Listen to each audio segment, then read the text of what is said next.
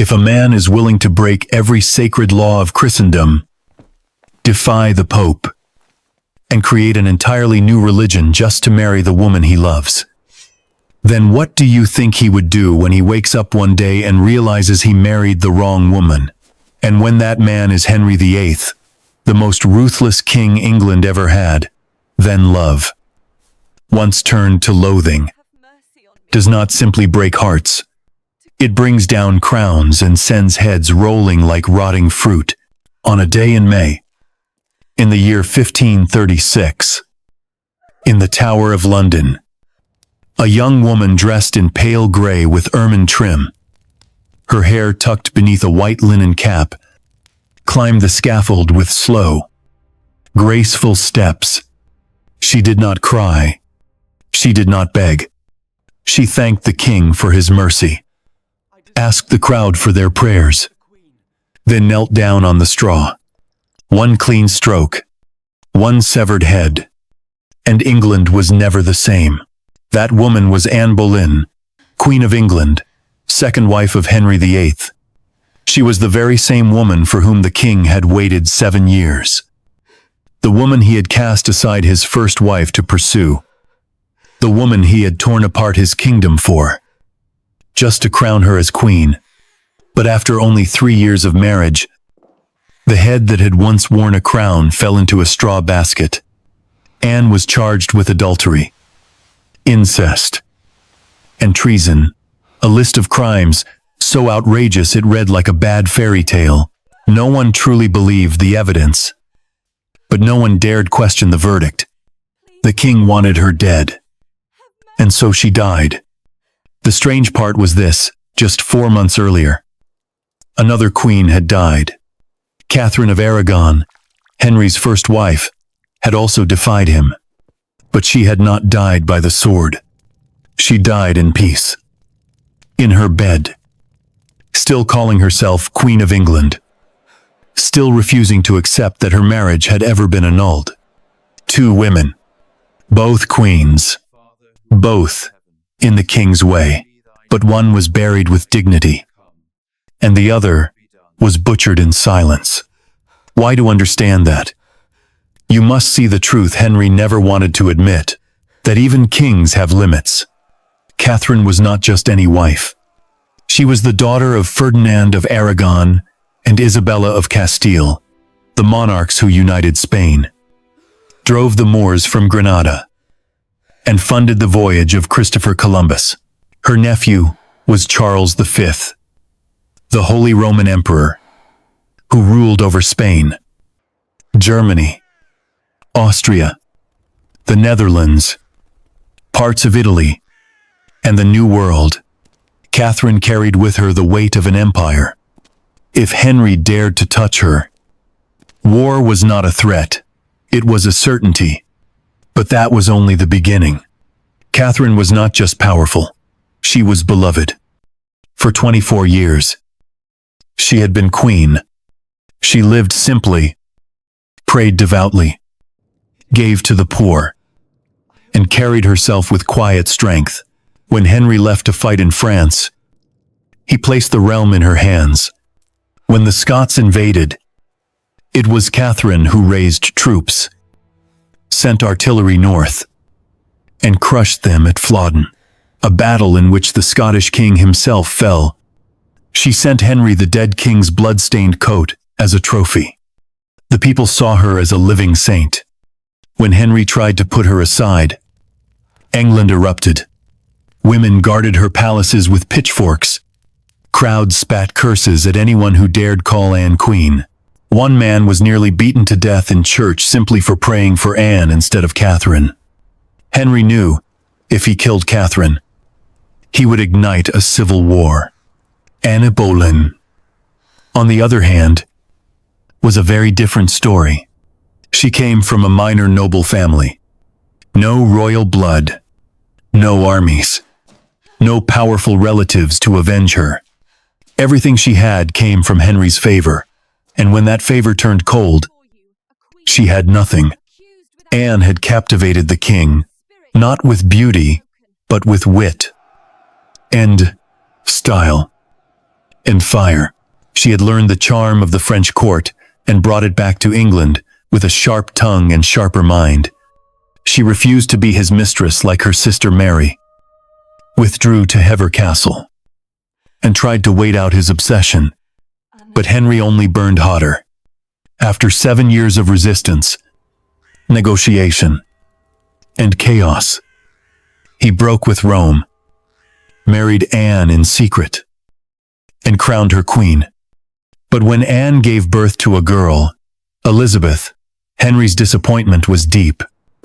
Though hidden, still, he hoped. Yet the 2 pregnancies that followed ended in tragedy. 1 miscarriage, and 1 stillborn boy. For Henry, it felt like betrayal. Anne had promised him sons. Now, she brought nothing but failure. And unlike Catherine, Anne did not suffer in silence. She argued, she mocked, she accused, she watched jealously as Henry flirted with others. Her enemies grew. Even former allies like Thomas Cromwell turned against her.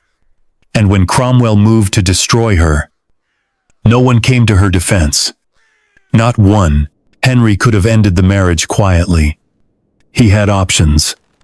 He had slept with Anne's sister, enough for the church to declare the union incestuous and invalid. He could have cited her broken engagement to Henry Percy. He could have forced her into a convent. She even begged for it in the Tower. But Henry refused. He did not want quiet.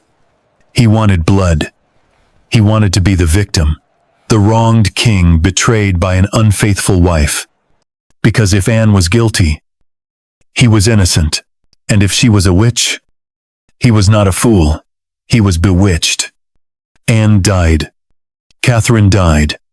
But the way they died tells you everything you need to know about power. Catherine had Europe. Anne had nothing. Catherine was seen as righteous. Anne was seen as a whore. And Henry, the man who once loved them both, loved no one but himself.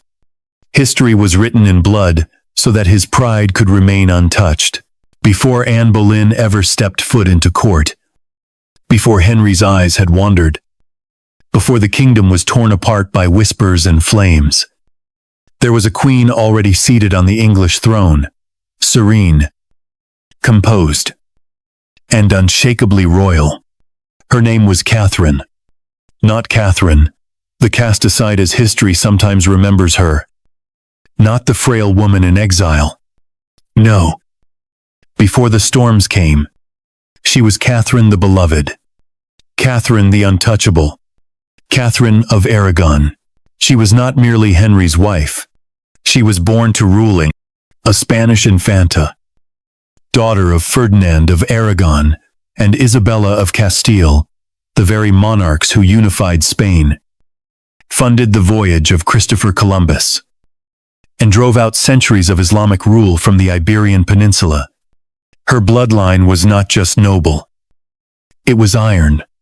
She had grown up in grand palaces where strategy, theology, and empire building were whispered over supper. From her earliest years, Catherine had been raised not to charm a king, but to stand beside one, to lead beside one, to defy one if necessary. And in time, she would. When Catherine arrived in England, she was first wed to Prince Arthur, Henry's older brother. That union was brief. Arthur died, young, and Catherine's fate might have ended there, as a political widow, but she remained in England. And soon the younger brother, Henry, inherited both the throne and her hand. At first, there was harmony. For 2 decades, she fulfilled every expectation of a queen. She prayed for hours, wore modest clothing, distributed alms to the poor, and walked with a dignity that never wavered. Even as Henry's appetites grew for power, for glory, and for other women, Catherine stayed constant. But she was more than a devout wife. In the year 1513, When Henry left for war in France, it was Catherine who ruled as regent in his absence. And when Scotland took that moment to strike, it was not fear she showed, but resolve. She rallied the English armies. She raised money, summoned artillery, issued orders. Her forces, led by the Earl of Surrey, met the Scots at Flodden and emerged victorious. The Scottish king himself lay dead on the battlefield. Catherine, ever regal, and sent her husband the bloodied coat of his slain enemy as a token of triumph. At that moment, England did not see her as a foreign bride. They saw her as their sovereign queen chosen by God, tested by war, and unshaken. And yet, even Catherine's virtues could not shield her from Henry's growing desperation. With each passing year, the king longed more for a son, for a male heir who would guarantee the Tudor legacy. Catherine bore him a daughter, Mary, strong and clever, but not the son he craved. When it became clear that no more children would come, Henry's restlessness hardened into obsession. Anne Boleyn entered the picture, and everything changed. Henry, unwilling to wait for fate, began seeking an annulment. He claimed that marrying his brother's widow had violated God's laws, though the church had approved it at the time. He declared that his marriage to Catherine had never been valid, that their union had been cursed from the start.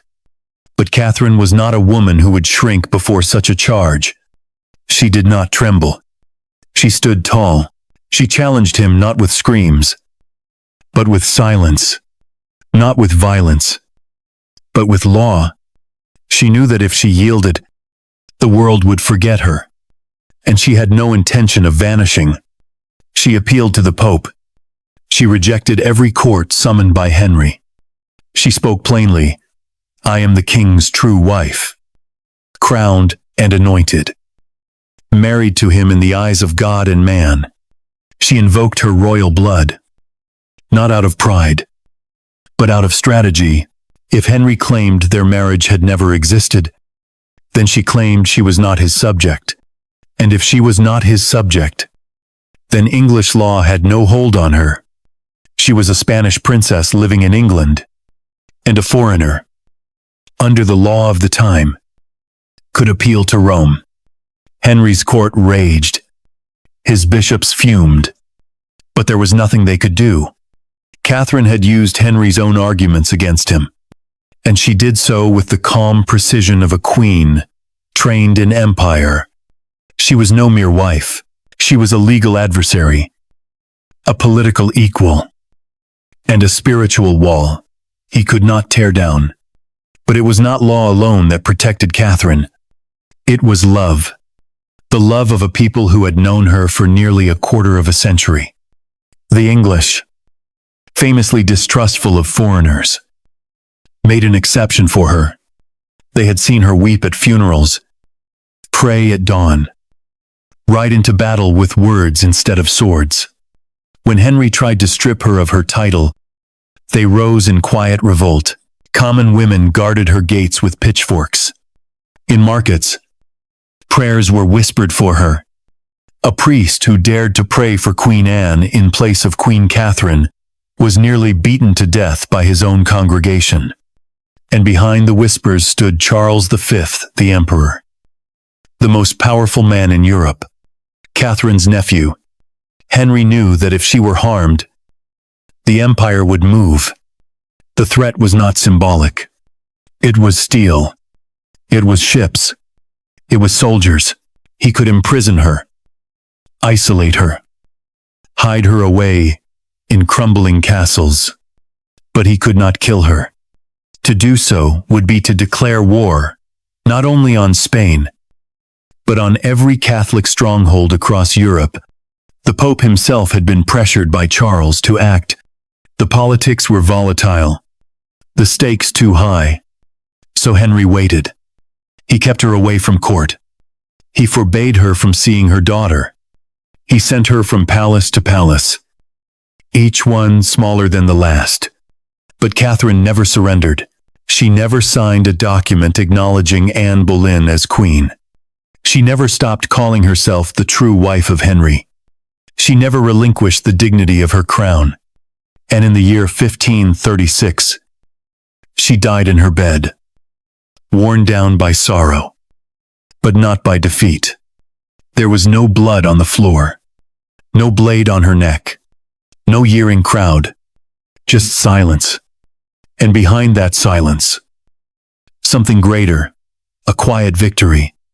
For in death, Catherine became what Henry feared most, a martyr, and her daughter Mary would not forget. So why was Catherine spared? Why did the king, so ruthless with Anne, so violent with others, stay his hand here? The answer is not kindness. It is not regret. It is not love. It is fear. Catherine had the empire behind her. She had the people beside her. She had God in her prayers, Rome in her letters, and 1,000 years of blood in her veins. To harm her would have been suicide, and Henry VIII was many things: impulsive, cruel, proud, but he was not suicidal. In Catherine, he met a mirror, not of weakness, but of power. He saw in her a royalty that even he could not undo. A crown she wore, not on her head, but in her very bearing. And so, while Anne Boleyn would kneel in straw and silence, Catherine of Aragon died a queen, untouched, unbroken, and still, in her final breath, victorious, long before the tower, long before the scaffold, long before Anne Boleyn's name was even whispered in the back corridors of court. There was a day when England saw Catherine not as a foreign bride, not as a wife clinging to a marriage that was slipping from her grasp, but as the very soul of the realm. It was not a day crowned with jewels or softened by silk. It was a day of armor and ash, of war drums and wind howling across the northern fields. And on that day, Catherine did not simply prove herself worthy of being queen, she proved she already was. It was the year 1513. Henry had left England for France, hungry for glory and triumph. Eager to prove himself a warrior king in the mold of Henry V, he had crossed the Channel with banners high and hopes even higher. But as the young king chased honor abroad, and danger crept across the border at home, the Scots, seizing their moment, broke their pact and surged southward, led by James IV, who had long sought to stake his claim to northern England. It was not a skirmish. It was a full invasion. And England, in that hour, turned its gaze not to the absent king, but to the woman he had left behind. Catherine, then 30 years old, did not retreat into prayer or protocol. She did not summon ministers to take charge. She took charge herself, appointed regent in Henry's absence. She became the first and only line of defense between the Scottish army and the heart of England. And where others might have hesitated, she did not flinch. From her base in the Midlands, she gathered resources, commanded troops, arranged for weapons to be transported to the front. She wrote orders with her own hand, signed letters to commanders, made decisions that could have altered the fate of the nation. And though she was several months pregnant at the time, a fact often forgotten, she showed no hesitation, no fear, only the steady will of someone born not to serve power, but to wield it. At Flodden Field, near the borderlands, the English forces, led by the Earl of Surrey, met the invading Scots. The battle that unfolded was brutal, muddy, and unrelenting. Arrows fell like black rain. Pikes pierced armor. And for hours, Men screamed, bled, and died in the soaked soil of the north. And when it ended with the death of a king. James IV of Scotland was struck down, his body broken and left among the fallen. Nearly 10,000 Scots perished that day, including nobles, knights, and clerics. The Scottish threat was not simply repelled, it was shattered. When the news reached Catherine, she did not weep or collapse in relief. She did what a ruler would do. She sent a letter to Henry in France, detailing the victory, the valor, and the sacrifice. And as a token, a gruesome but potent reminder of what it meant to defy England under her watch, she enclosed the bloodied coat of the slain Scottish king. The symbolism was unmistakable, the message undeniable. While Henry chased dreams across the sea, Catherine had defended his throne. She had not just worn the crown, she had earned it. That coat, crimson and heavy with blood, became more than a relic of war. It became a symbol of Catherine's authority, her resolve, her right to be called queen, not by marriage, but by merit. The English court was stunned. Even her enemies were forced to admire her. Foreign ambassadors wrote of her intelligence and composure. Ministers bowed with deeper respect. And among the common people, those who truly mattered, her name took root in their hearts. They no longer saw her as Spanish. She had become, in their eyes, an Englishwoman by courage. It is easy, in hindsight, to view Catherine through the lens of later sorrow, the grey castles, the loneliness, the exile. But to do so is to miss the full scope of her reign. For over 2 decades, she stood as a pillar of stability, grace, and endurance. And in moments like Flodden, she showed that she was more than a symbol. She was a sovereign in her own right. She did not need Henry beside her to command. She did not need a sword in hand to lead. Her mind was her weapon, her calm, her shield.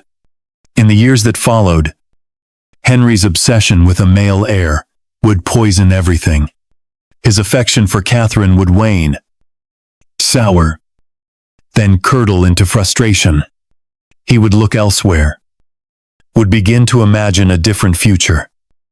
One where a younger woman gave him the son he believed God had denied him. But even as he drifted, even as his court began whispering about annulments and papal dispensations, the people did not abandon Catherine, because they remembered. They remembered the queen who had not hidden in her chambers while enemies crossed the border. They remembered the queen who had sent them victory, wrapped in velvet and blood. And they remembered the queen who had spoken not just with piety, but with power. When the divorce crisis exploded nearly a decade later, those memories did not vanish. They hardened into loyalty. When Henry's agents tried to remove Catherine from her palace, local women gathered with clubs and pitchforks. When her title was stripped, the people continued to call her queen.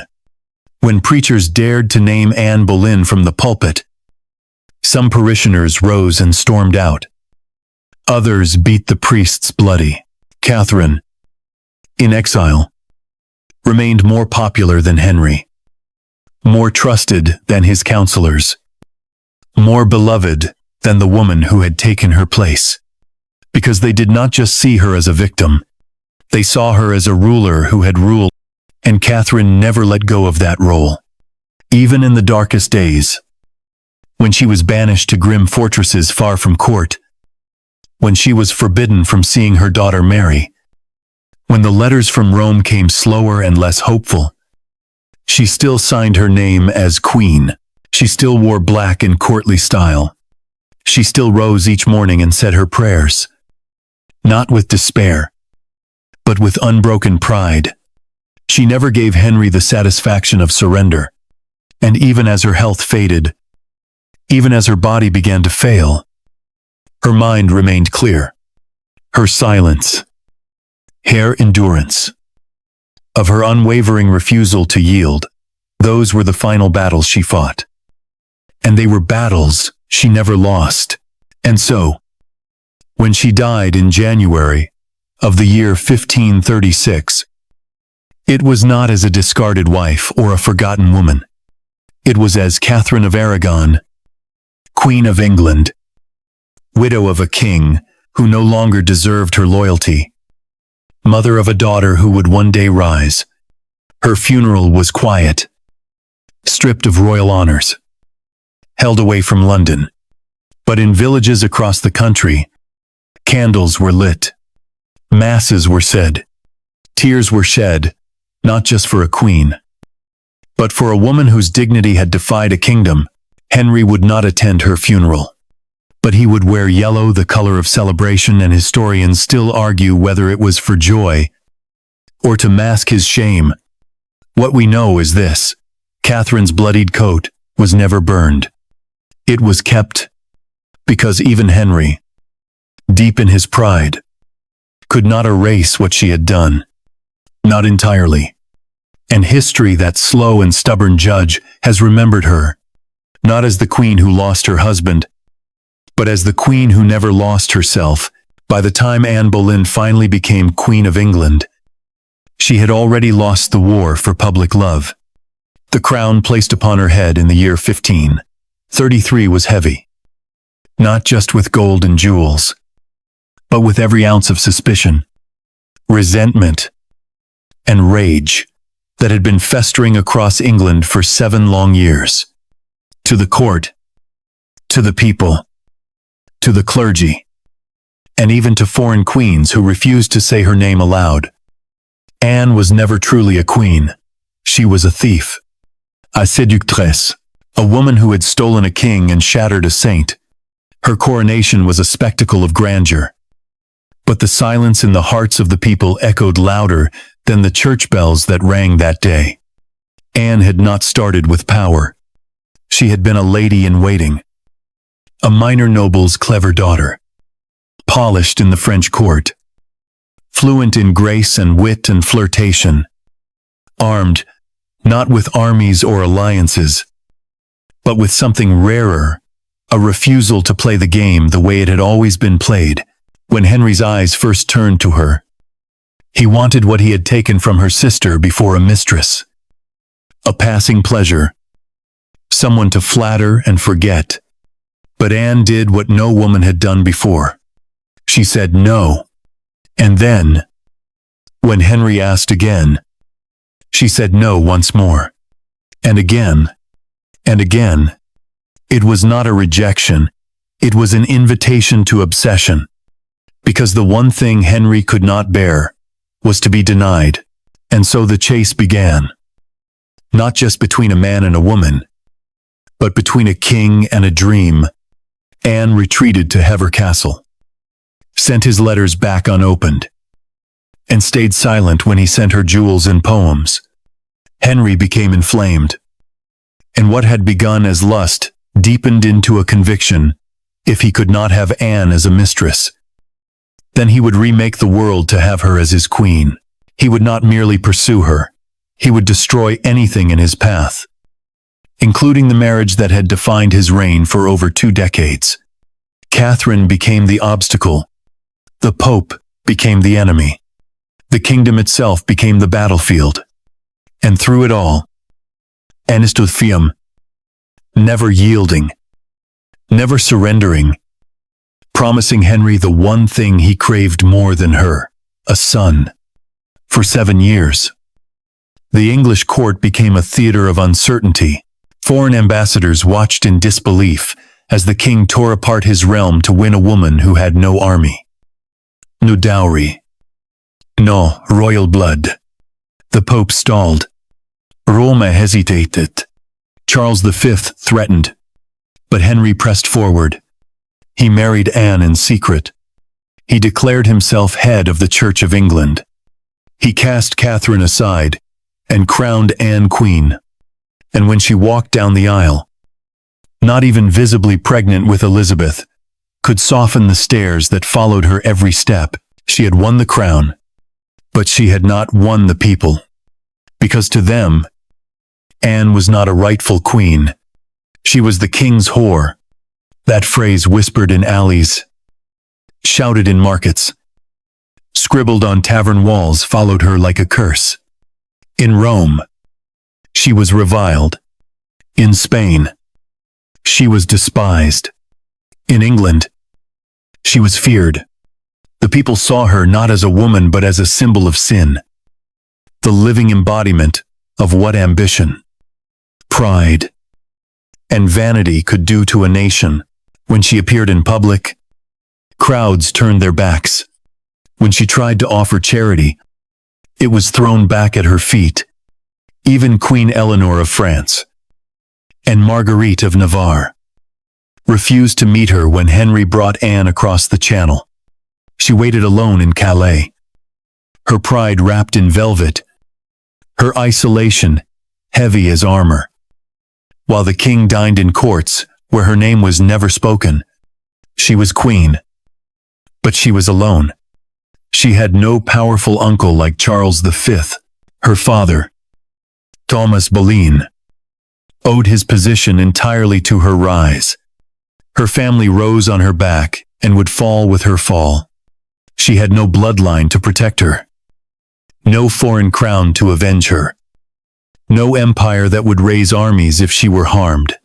She had only Henry, and that made her both untouchable and unbearably fragile for what the king had given. The king could also take, and he began to take it. The first wound came with Elizabeth's birth.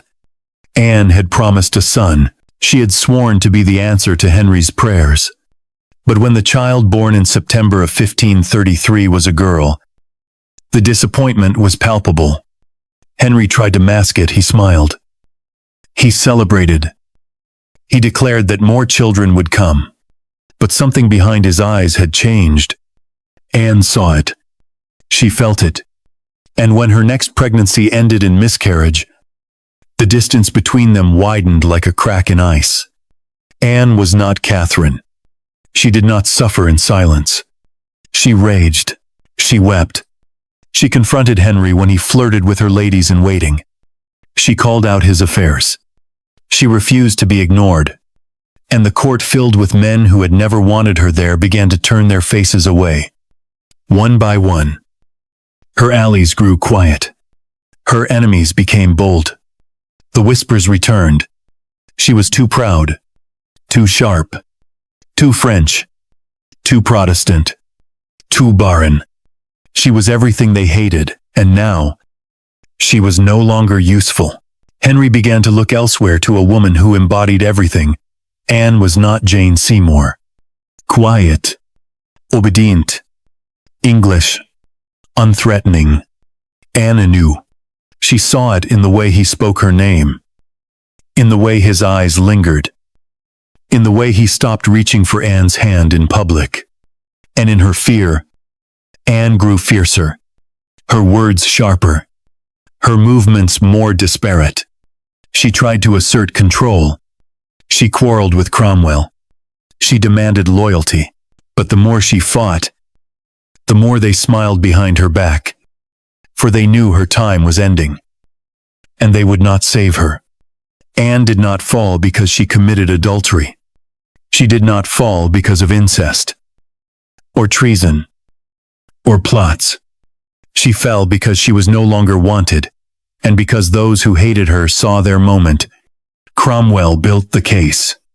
He collected confessions, coerced or invented, and spun a web of sin so vast it wrapped around Anne like a noose. 5 men were named, one of them, her brother. It was obscene. It was unbelievable. And yet, no one raised their voice to say no, not even the Spanish ambassador, Chapuis, who had hated her for years, doubted the charges, but offered no protest. Let her go.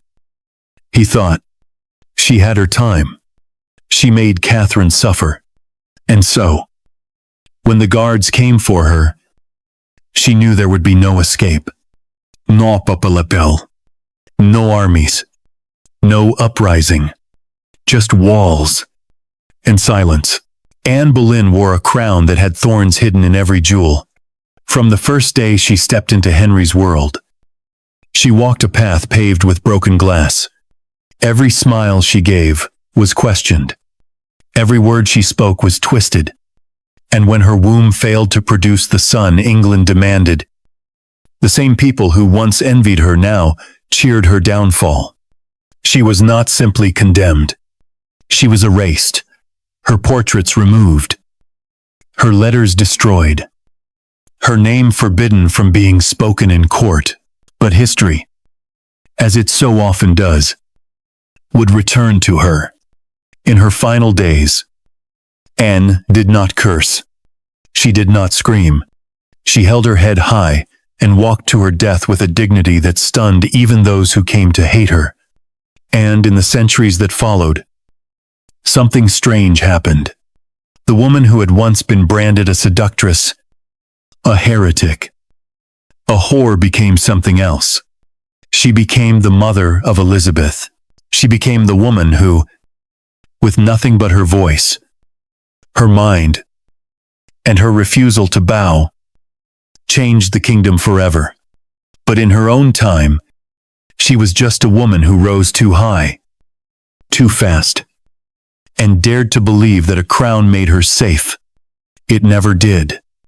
It is said that a crown can protect, but in the eyes of the people, only reverence can shield a queen from ruin, and reverence, once given, is not easily shifted.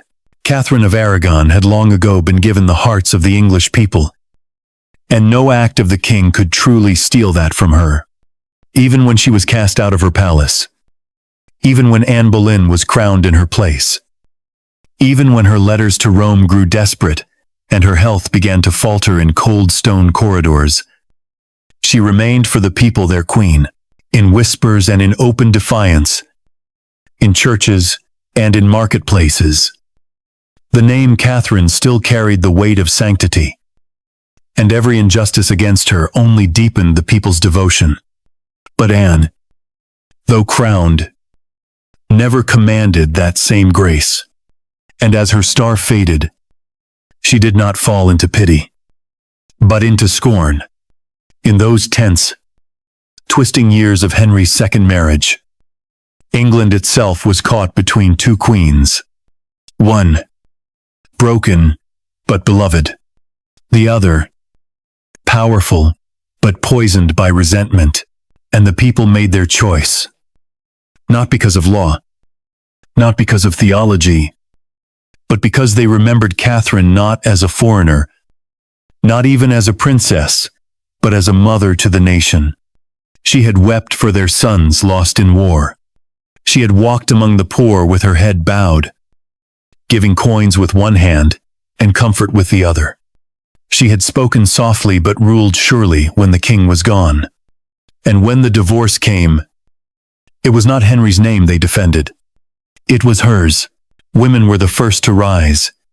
When the commissioners arrived at Catherine's residences to strip her of her title, to take away her household, to move her from place to place, like a prisoner in velvet, it was peasant women who stood at the gates, pitchforks in their hands, teeth bared, voices raised in rage. They had little power, no lands, no bloodlines, but they had memory. And memory is a kind of armor. These were women who had seen their husbands march north when the Scots invaded, and who remembered that it was Catherine's call to arms that sent them. They remembered the letters she wrote, the prayers she offered, the fierce way she stood in Parliament robes when her husband rode to France. And they did not forget. In the churches, Catherine's name lingered in prayer, though Henry demanded that Anne be recognized as queen. Though proclamations were issued and oaths were demanded, many priests continued to pray for Catherine, slipping her name into their sermons like a defiant benediction. And when one priest did not, when he dared to ask his congregation to pray for Queen Anne instead of Queen Catherine, the women of the parish rose from their pews, dragged him from the altar, and beat him so viciously that he barely survived. It was not merely politics. It was passion. For Catherine, they bled. But for Anne, there were no such crowds. No women at the gates. No secret prayers in the chapel. She was met not with loyalty, but with silence, and sometimes worse, with stones. When she traveled in public, the faces she passed were turned away. The greetings she received were cold, or forced, or absent. Some shouted curses from the alleys. Some spat as she passed, and even as queen, she could feel that weight, not just of disapproval, but of active hostility, as though the very air around her recoiled from her presence. She had wanted to be accepted, to be celebrated, to be seen not as Henry's mistress, but as a true queen in her own right. But it was never to be. To the people, she was always the usurper, and she knew it. Even those closest to the throne did little to defend her. Foreign ambassadors refused to acknowledge her formally. The Pope called her a scandal. Queen Eleanor of France would not receive her. Marguerite of Navarre left court rather than attend a meeting in which Anne would be present. In Calais, during a carefully arranged diplomatic visit, Anne was humiliated when she was made to wait alone. While Henry dined and negotiated without her, he had promised her a throne. But she had found herself in exile, even at his side. Anne had dared to rise without being asked. She had not waited to be chosen by birth, by Rome, or by the people. She had seized her place through will, wit, and charm. But England, a land that loved its traditions, its hierarchies, its queens with halos, could not forgive that. To them, Catherine had been chosen by God. Anne had been chosen by lust. And lust, no matter how royal it pretends to be, does not write its name into the heart of a nation. So as Anne's pregnancies failed, as her relationship with Henry soured, as Jane Seymour waited patiently in the background, as Thomas Cromwell plotted, and the court began to murmur, Anne was left standing with no defense. Her family, once raised by her hand, they could not protect her, for they had no power beyond her. Her allies, sensing the wind's shift, began to step back, and the people, who might have once softened her fall, instead sharpened it with every cruel whisper. When the charges came: adultery, incest, conspiracy against the king, the court gasped. But the people only nodded. They had already condemned her in their hearts. Of course she had betrayed him. They said, had she not already betrayed a marriage before? Of course, she had taken lovers. Had she not climbed over Catherine's suffering to sit on a throne that did not belong to her? And when she was taken to the Tower, when the guards escorted her past the same stone where queens once entered to be crowned, she wept not just for her life, but for the absence of any voice raised in protest. Catherine had defied Henry for 6 years and died in peace. Anne, who had committed no crime beyond ambition, was already being buried in the minds of those who once cheered her coronation. She had asked for loyalty. She had earned suspicion. She had been adored by one man, and now even he would not look her in the eye. There is a strange cruelty in the way history unfolds. Catherine, who refused to yield, was seen as noble. Anne, who had once refused to surrender herself to the king's bed without marriage, was viewed as impure. It was not virtue or guilt that defined their fate. It was perception. It was what the people believed. And once they believed Anne to be wicked, there was no rescue, no redemption, no return. Yet in this terrible silence, a truth also begins to emerge, a truth that history would take centuries to understand. Anne Boleyn, for all her pride and flaws, had dared to be something that women were not allowed to be, in her time political, outspoken, self-willed. She had challenged the Pope. She had debated Cromwell. She had demanded to be heard in a room full of men. And England had not yet learned how to listen. In the days to come, she would be led to the scaffold. Her name would be struck from the palace records. Her portraits would vanish. Her daughter would be declared a bastard. But history would remember, and perhaps that is the only prayer she ever truly received, not from the lips of a bishop, or the hands of peasants, but from the slow, stubborn memory of a people who, in time, would see beyond the lies. She stood in the center of the courtroom, with her chin lifted ballons, her eyes hollow but steady. The silence around her, pressing like fog. Anne Boleyn, Queen of England, born of minor nobility and raised by royal ambition, now stood accused of crimes too dark, too grotesque, too impossible to speak without the air turning cold. Adultery, incest, treason. The charges did not come as a shock, not to her, not to the court, and certainly not to the man who had once waited 7 years to call her his wife. But the trial was never meant to uncover truth.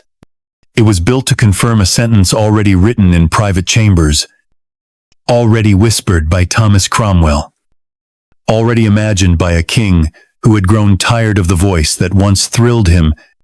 They said she had betrayed the king with 5 different men, that she had plotted his death, that she had lain with her own brother, that she had allowed Mark Smeaton, the court musician, to touch her where only kings should touch queens.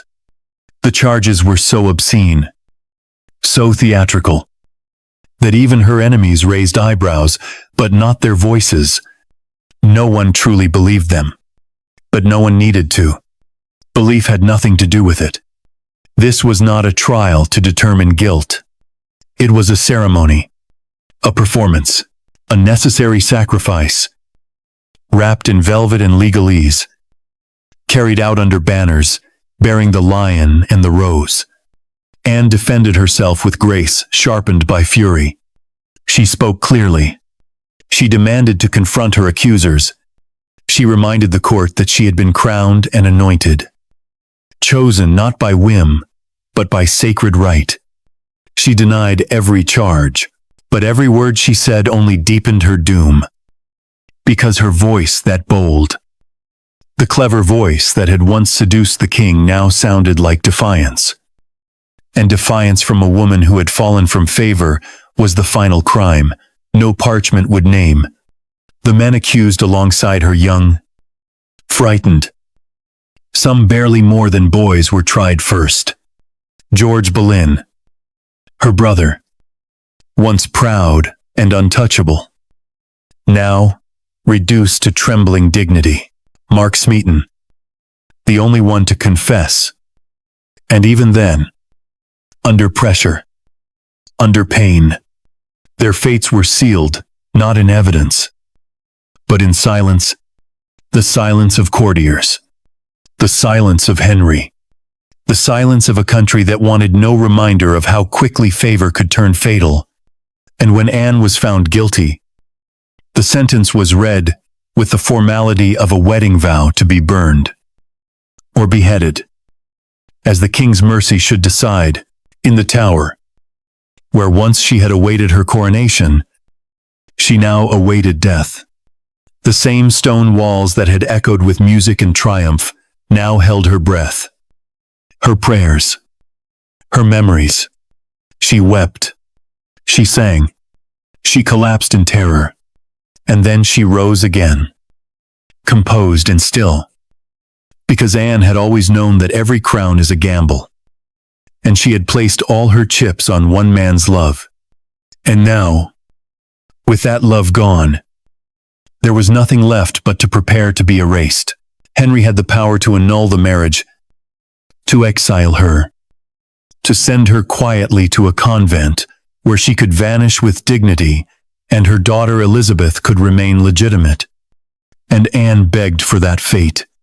She offered her silence, her seclusion, her title, her pride, but not even her life was enough to satisfy what had now taken root in Henry's soul. This was not a matter of state. It was not about betrayal.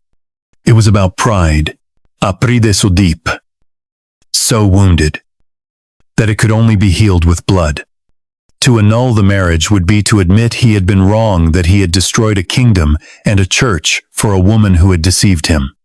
But to kill her, to make her the villain that restored the story, that made him the victim, that let him say he had been bewitched, fooled, tricked by beauty and ambition.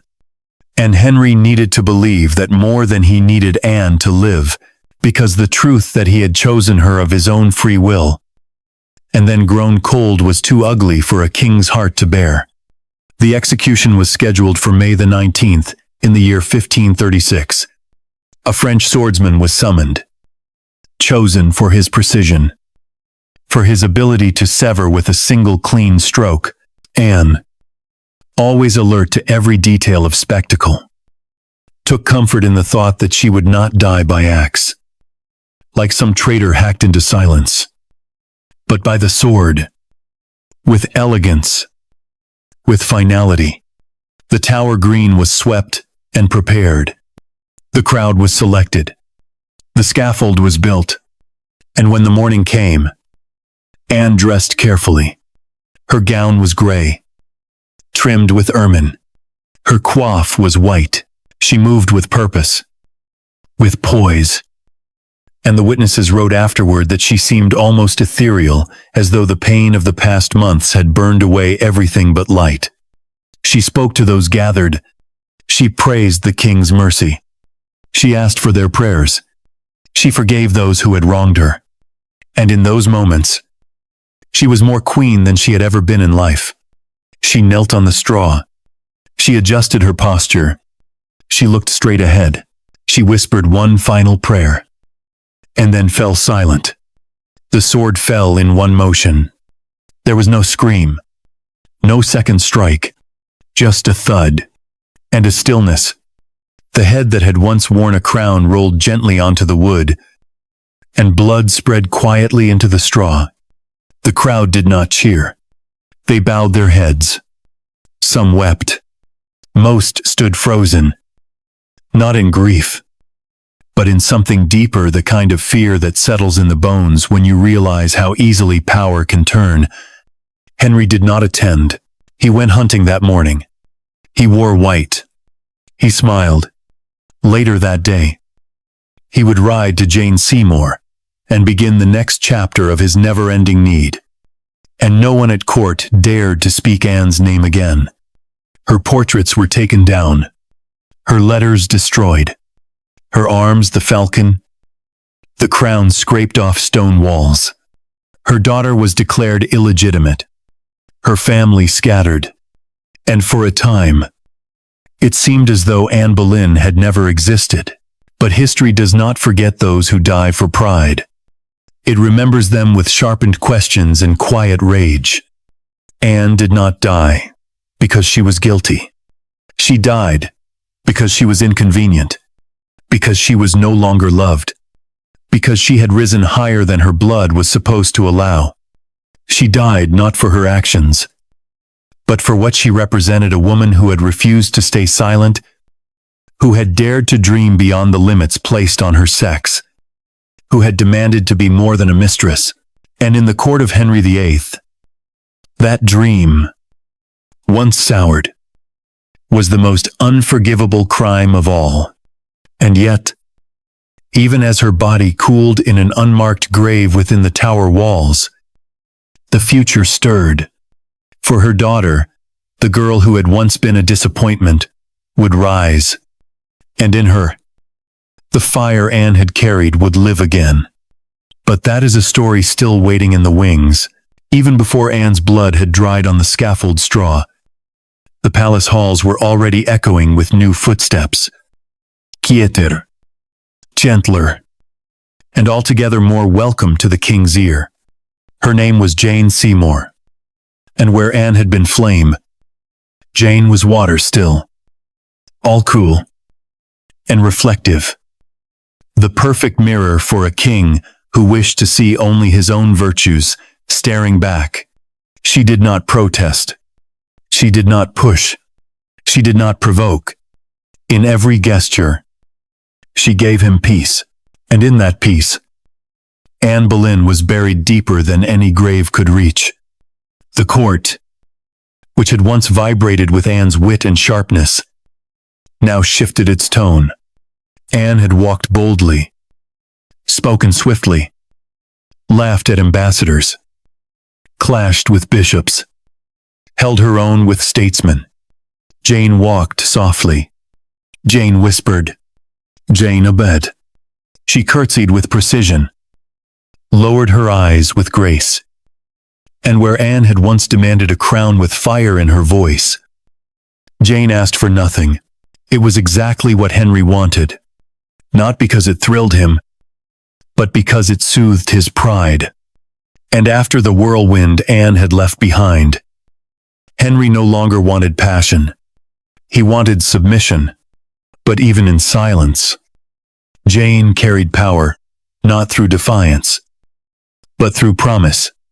And that promise was not just of loyalty, or gentleness, or obedience. It was the promise of a son. By the year 1537, Henry was no longer young. He limped now, his leg ulcerating with every step, his temper growing unpredictable, his pride growing brittle. He had destroyed 2 marriages, alienated the Pope, split his kingdom in half, executed nobles, burned monks, and rewritten scripture itself, all in pursuit of one goal, a male heir. Elizabeth was clever and fair-haired, with the eyes of her mother, but she was still only a girl. Mary, the daughter of Catherine, had been declared illegitimate, and Henry barely spoke her name. He needed a prince, not a daughter, not a maybe, a prince, and Jane gave it to him. On a crisp October morning, just over a year after Anne's execution, Jane gave birth to Edward, a boy, living, a whole, and male. Henry wept. The court rejoiced. Bells rang across the kingdom. At last, it seemed, the nightmare was over. England had its heir. The Tudor line would continue, and the women who had failed him, failed in womb and loyalty and silence, were gone, replaced by this pale, obedient vessel who had fulfilled her only purpose. For that, Henry called her his true wife. But even in triumph, the shadows lingered. Jane Seymour, quiet though she had been, it would not live long enough to enjoy the power her child had bought. Within 12 days of Edward's birth, she was dead, taken by fever, hollowed by childbirth, mourned by a king who, for the first time in years, showed something that resembled grief. He buried her in white and gold. He kept her memory in marble. And in the end, it was beside her that he would choose to lie, even as 5 other wives would come and go, not because he had loved her most, but because she had succeeded where they had failed. And yet, even as Jane was elevated, Anne's presence never truly left the court. She was never named, never praised, and never mourned, but she haunted the edges of every ceremony. When Elizabeth was pushed aside in favor of Edward, it was Anne's voice they buried along with her daughter's rights. When Jane was praised for her modesty, it was Anne's boldness they silently condemned. When the courtiers toasted the birth of the prince, they did so knowing that Anne had died with a stillborn son inside her, a boy who had drawn no breath, but whose death had sealed her fate. There is something cruel about how history unravels, how quickly joy can make corpses vanish, how new airs can erase old wounds. Anne's daughter was hidden from court, denied the title of princess, stripped of her mother's name, no longer a symbol of future glory. Elizabeth became an inconvenience, tolerated, but never celebrated. She was a walking memory of a mother no one was allowed to speak of. And in her silent exile, the sins of her bloodline clung to her like cobwebs. But what the court failed to see, what even Henry in his triumph could not understand, was that Anne's story did not end in that courtyard, and her influence did not rot in that unmarked grave, because even as the bells rang for Edward, even as Jane's name was carved into royal stone, the legacy of Anne Boleyn, that fierce, flawed, brilliant woman, had already been passed on, not in title, not in ceremony, but in spirit, in the red-haired child with a sharp gaze and sharper mind, who watched from the shadows and learned how to survive. For now, though, the court belonged to the memory of Jane, the woman who had played the game perfectly, who had asked for nothing, and who had delivered everything. The nobility sighed in relief. The people celebrated. The king, for the first time in years, smiled without rage behind his eyes.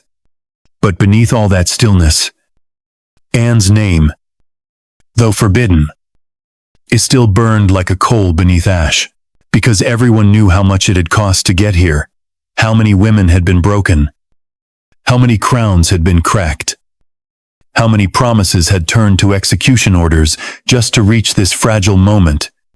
Edward, the baby boy who slept, swaddled in tapestries and prophecy, would grow to become king, but he would not live long.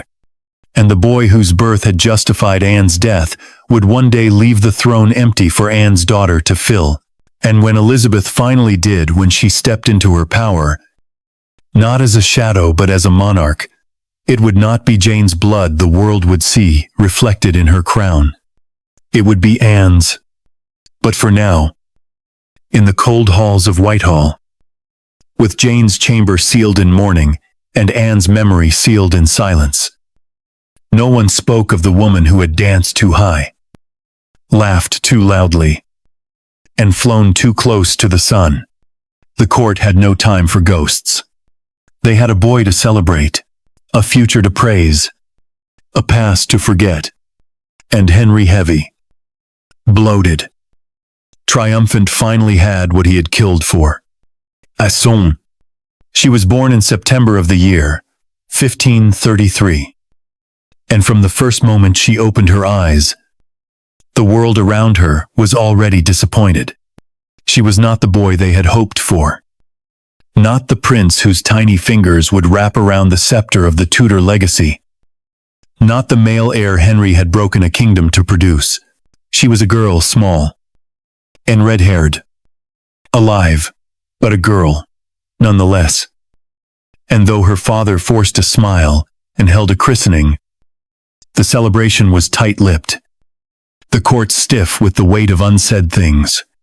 Anne Boleyn had promised a son. She had promised a future. And in Elizabeth, all they saw was a failure wrapped in linen.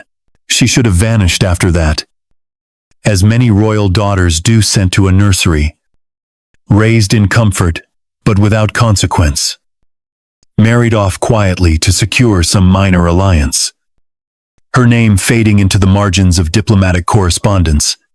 But Elizabeth would not fade. She would not vanish. Even when her mother died, even when her title was stripped, even when the court declared her a bastard, the child remained, watching, listening, surviving. In her, in the world, saw the ghost of Anne Boleyn, her flame-colored hair, her quick tongue, her refusal to bend, and in every step she took, no matter how small, Elizabeth carried the legacy of a woman the court had tried so hard to erase. After Jane Seymour's death, Elizabeth's position became precarious.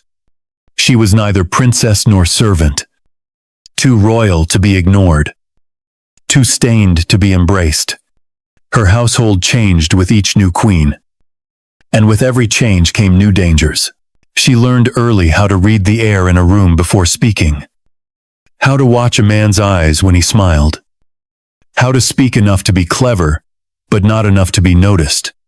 The court was not a home for her, it was a battlefield, and she walked it with the silence of a shadow. Her half-sister Mary, once declared illegitimate like her, suffered more visibly burned by her father's rage, exiled for her loyalty to Catherine, wounded by the memory of a mother who had died alone, calling herself queen to the very end. Mary prayed loudly. Elizabeth prayed carefully. Mary wept. Elizabeth waited, even as a child. Elizabeth understood what Anne had not, that in Henry's court, in survival did not come from speaking the truth, but from learning when to hold your tongue, and yet, even in silence, she could not escape her mother's shadow. Courtiers looked at her and saw a scandal. Ambassadors wrote home describing her as clever but dangerous, too much like the queen whose fall had nearly brought down the entire realm. Some whispered that she carried her mother's sins in her blood. Others feared she might carry her ambition as well. And through it all, Elizabeth smiled. She curtsied. She read. She studied Latin, Greek, history, law, languages. Her mind sharpened as her presence dimmed, and though she rarely spoke of Anne, she remembered. She always remembered. Years passed, and the court changed, as it always did. Queens came and went. Some dead, some discarded. Catherine Howard, another young girl raised too high, and fell, as Anne had fallen. And once again, the tower echoed with the soft steps of a queen on her way to death. Elizabeth watched. She understood. She saw what happened to women who forgot that crowns were never given, only loaned. And she would not forget. In the year 1547, when Elizabeth was 14, her father died. Henry VIII, the man who had torn apart his world for love, left behind 3 children, Edward, Mary, and Elizabeth, and a kingdom still trembling from the storms he had summoned. Edward, the precious son, was named king. Mary was tolerated.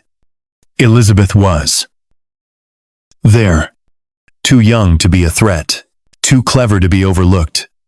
But for now, harmless, and still, she waited.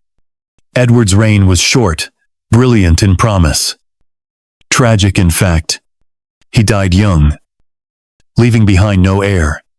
The crown passed to Mary, who finally wore the title her mother had claimed to the grave. But Mary ruled with ghosts in her heart, ghosts of exile, of pain, of betrayal. She restored the Catholic faith. She burned Protestants. She feared conspiracies. And she looked at Elizabeth and saw not a sister, but a threat, for the flame that had once flickered in Anne's eyes now burned in Elizabeth's. It was not rebellion. It was resolve. She made no claims. She raised no banners. But she existed eloquent, poised. Protestant and the people, tired of fire and blood, began to turn their hopes toward her. Elizabeth was questioned, imprisoned, watched. She was sent to the Tower, where her mother had died. She walked the same cold halls, sat behind the same stone walls, and whispered the same prayers. But this time, no sword fell. Mary could not prove treason, and Elizabeth knew better than to give her cause. When Mary died in the year 1558, the kingdom once again looked for a monarch, and in that moment, the daughter of Anne Boleyn, the girl born in disappointment, raised in caution, marked as a bastard, stepped into history. She did not demand revenge. She did not weep for her mother in public, but she wore a locket with Anne's portrait hidden inside. She took up her mother's motto, "The most happy." She spoke with the same sharpness, governed with the same boldness, read with the same hunger. And when she stood before her people to be crowned, she did not flinch. Anne's crown, once worn for a season, now returned, not in gold, but in legacy. Elizabeth ruled for 44 years. She faced plots and assassins, war and plague, threats from Spain, dissent at home, pressure to marry, pressure to bear children. She married no man. She bore no child. And yet, in her time, England became powerful, feared, and proud. She gave her country more than any son might have given. And through it all, she never forgot the cost of her mother's dream. Anne Boleyn had wanted to be queen, but she had died for giving birth to a daughter. That daughter, small, unwanted, underestimated, would go on to become the greatest monarch England had ever known. And so, in the end, it was not Henry's son who fulfilled his legacy. It was Anne's daughter. She was never meant to rule. Not by birth, not by law, not by the wishes of her father, nor the prayers of her kingdom. Elizabeth Tudor, daughter of a disgraced queen, sister to a dead prince, half-sister to a suspicious sovereign, stood at the end of a royal line built not on tradition, but on fracture. She had watched the throne change hands through fire, fear, and fury, had seen sisters buried and brothers crowned, had been called bastard, prisoner, heretic, and hope. And yet, when the dust of death and succession finally settled, she stood alone. It was the year 1558, and England looked to a young woman with sharp eyes, cautious grace, and a crown that no one had expected to rest upon her head. The daughter of Anne Boleyn had arrived, but it was not vengeance she brought with her, not judgment, not blood. Elizabeth had lived long enough among the ruins of other women's stories to know the cost of anger. She had walked the halls where Catherine of Aragon's name had been stripped from banners, where Anne Boleyn's laughter had once echoed before her head was taken. She had seen Jane Seymour wept for only after death. Catherine Howard turned from flirt to felon, and Catherine Parr survived by wit alone. She had survived them all, not by force, but by listening, by waiting, by remembering. And when the crown was placed on her head, she did not flinch. She was 25 years old, unmarried, motherless, childless. She had no husband to raise armies for her, no children to pass her name to. She had only herself, and the long shadow of 6 wives, 5 of them gone, one of them forgotten. But Elizabeth knew something her father had never understood, something her mother had been denied, something her sister had tried to silence. That mercy, when chosen by the powerful, age becomes its own form of strength. Her reign began not with a sword, but with a prayer carefully written, precisely spoken, balancing diplomacy and devotion, offered to a realm exhausted by extremes. And then she went to work. Slowly, deliberately, she built her court not from vengeance, but from talent. She brought back the daughters of those who had served her mother. She wrote letters to nobles whose families had once feared her. She studied treaties, revised doctrines, read every dispatch with a scholar's eye, and when her advisers urged her to marry, to anchor her rule with the name of a man, She smiled and promised only to be wed to her people. That promise would define her. For 44 years, she ruled alone, not because she lacked offers, but because she understood what marriage meant to a queen, how it had broken her mother, reduced her sister, silenced the women before her. Elizabeth would not be reduced. She surrounded herself with clever men, with fierce women, with fools and poets and spies. She allowed flattery but rewarded loyalty. She welcomed praise but demanded results. Her court became a theater of grace and cunning, and she played her part with perfect precision. Yet beneath the painted face, the jeweled gowns, and the sharp repartee, there remained a girl who had once walked the halls of the Tower, who had waited for death beside the ghosts of queens, who had knelt beside her governess and whispered her mother's name in a language no one dared speak aloud. Anne Boleyn was never vindicated in word, but in every step Elizabeth took, in every battle she fought with words instead of war. In every moment she chose restraint over wrath. Her mother's spirit was lifted. She forgave her sister Mary. She respected the memory of Catherine. She showed mercy to Jane Grey's family. She did not hunt the Howards. She did not burn the Seymour name. She knew, more than any monarch before her, that peace required patience and power demanded discipline.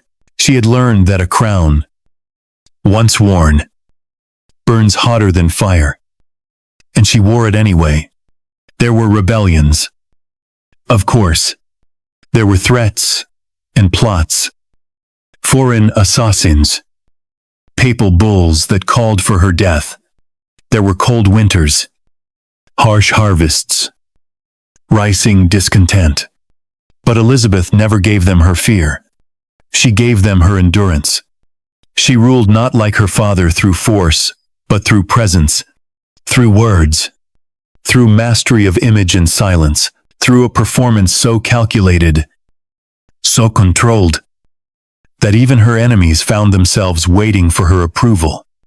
She made herself into myth, the Virgin Queen, Gloriana, the daughter of thunder who ruled with the whisper of steel. And in time, the people loved her, not immediately, not blindly, but steadily.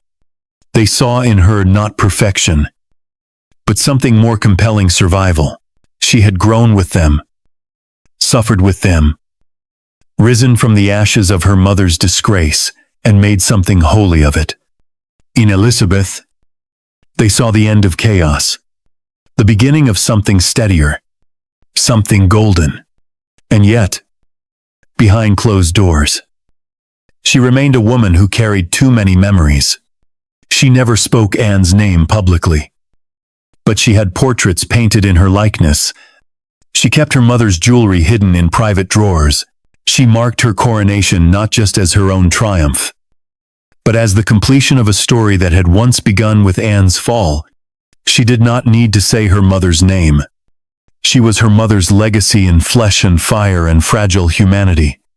When Elizabeth died in the year 1603, the crown passed not to a son she had none, nor to a husband she had none, but to a cousin, James of Scotland.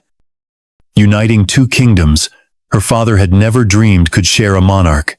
She died alone, as many sovereigns do, lying silent beneath tapestries embroidered with the emblems of peace and lions and dragons. Her ladies wept. Her court stood still, and the country mourned not just a queen, but an age. They called it the Elizabethan era, and with her death, it ended. But long before that day, long before her final breath, Elizabeth had already written her name into the heart of history, not in conquest, not in heirs, but in memory. She had taken the shattered pieces of Anne's crown, and instead of rebuilding it in anger, she wore it with grace. She gave England something it had never seen before, a queen who ruled not because of whose daughter she was, not because of whom she married, not because of whom she pleased, but because she chose to rule, and she ruled well. So now, as the story draws to a close, and the ghosts of queens past step back into the silence from which they came, we return to the simple truth at the heart of it all. Henry VIII married 6 women. He buried 2. He cast out 2. He praised 1. He loved perhaps none. But among them was a girl who dared to rise. And from her came a daughter who dared to endure. Anne Boleyn lost her hill. Elizabeth Tudor kept hers. And in that difference, we find not revenge, but the quiet triumph of kindness, carried across time by the daughter who was never meant to rule, but did anyway.